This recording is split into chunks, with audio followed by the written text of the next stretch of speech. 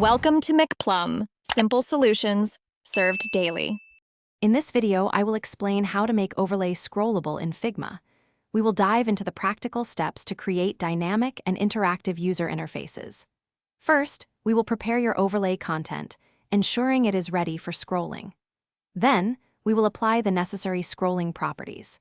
Finally, we will prototype and test your design to ensure it functions perfectly, enhancing your user experience with seamless navigation.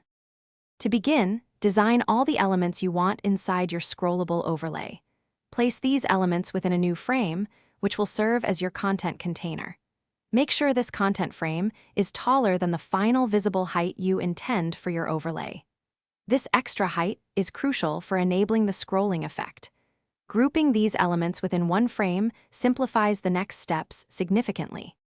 Next, select the main frame that will act as your actual overlay. This frame should be the size you want your overlay to appear on screen, for example, 300 pixels tall. Now, in the Design panel, locate the Overflow Scrolling section. Change this property from No Scrolling to Vertical Scrolling.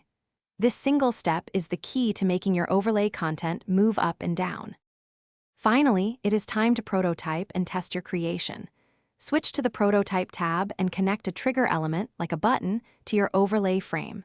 Set the interaction to Open Overlay and choose your preferred animation. Then, enter Presentation View to test your scrollable overlay.